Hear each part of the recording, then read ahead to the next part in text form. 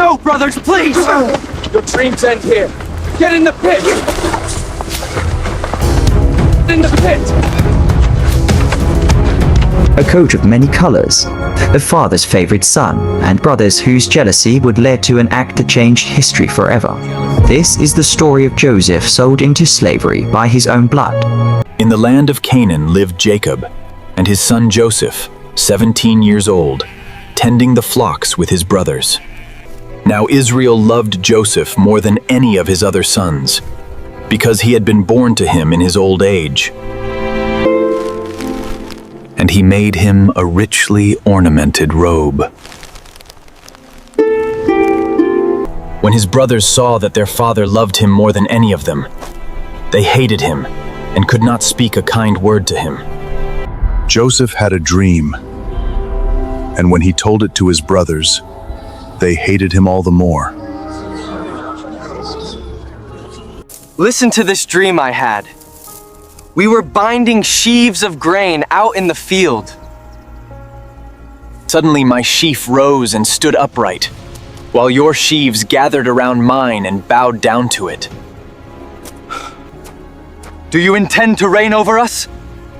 Will you actually rule us? And they hated him all the more because of his dream and what he had said. Then Joseph had another dream, and he told it to his brothers.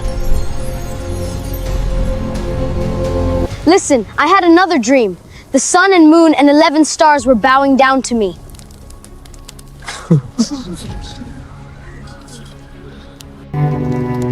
What is this dream you had?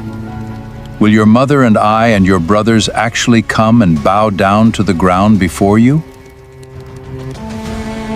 His brothers were jealous of him, but his father kept the matter in mind.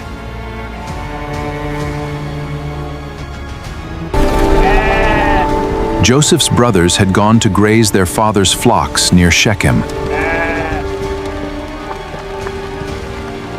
As you know, your brothers are grazing the flocks near Shechem.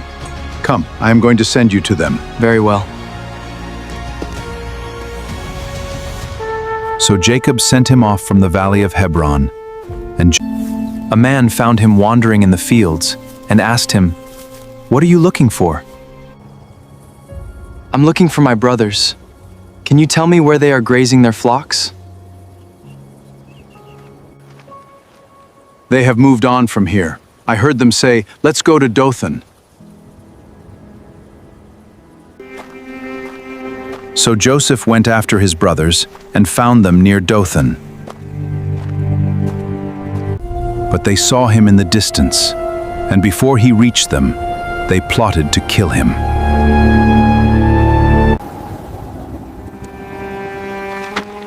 Here comes that dreamer. Come now, let's kill him. And throw him into one of these cisterns.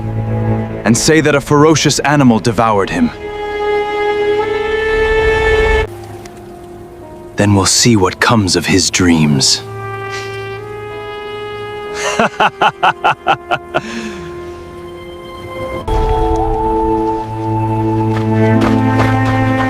When Reuben heard this, he tried to rescue him from their hands. He is our brother, our own flesh. Let us not shed his blood. Cast him into the pit, but lay no hand on him. What profit is there if we kill him?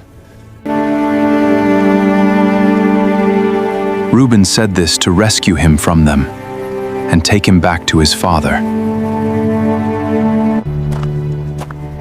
So when Joseph came to his brothers, they stripped him of his robe, the richly ornamented robe he was wearing. And they took him and threw him into the cistern.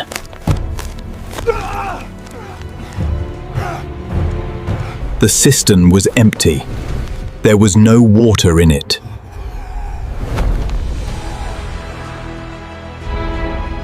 Joseph was left alone in the darkness of the pit, crying out for mercy. The brothers sat down to eat their meal. As they looked up, they saw a caravan of Ishmaelites coming from Gilead. Their camels were loaded with spices, balm, and myrrh, on their way to take them down to Egypt.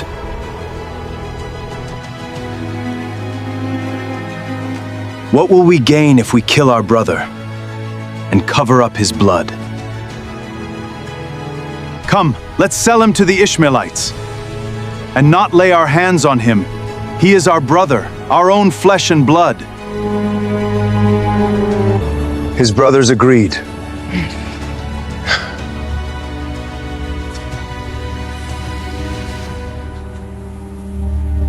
So when the Midianite merchants came by, his brothers pulled Joseph up out of the cistern. Ishmaelites, and sold him for 20 shekels of silver to the Ishmaelites, and sold him for 20 shekels of 20 pieces of silver, the price paid for their own brother. Who took Joseph to Egypt?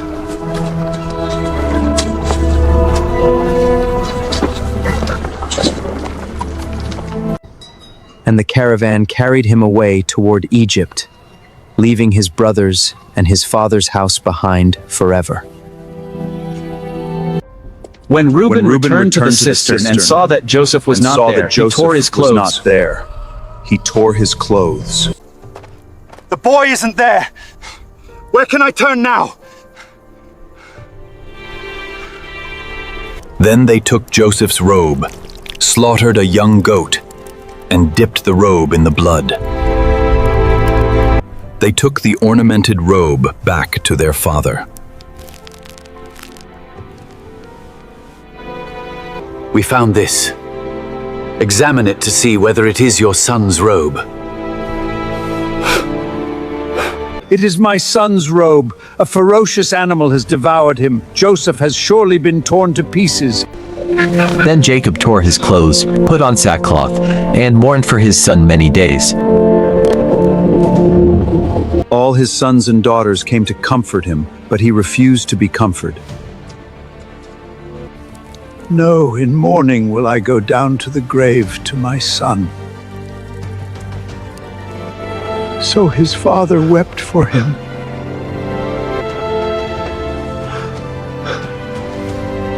Meanwhile, the Midianites sold Joseph in Egypt to Potiphar, one of Pharaoh's officials. The captain of the guard bought him from the Ishmaelites who had taken him there.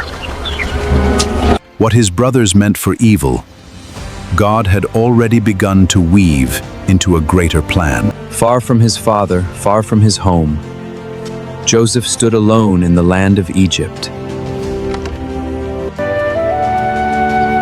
The Lord was with Joseph, and he prospered, and he lived in the house of his Egyptian master. When his master saw that the Lord was with him, and that the Lord gave him success in everything he did, Joseph found favor in his eyes. Potiphar appointed him attendant, and he put him in charge of his household, entrusting to his care everything he owned.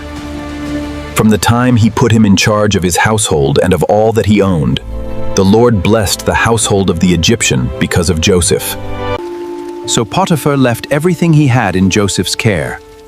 With Joseph in charge, he did not concern himself with anything except the food he ate. Now Joseph was well built and handsome.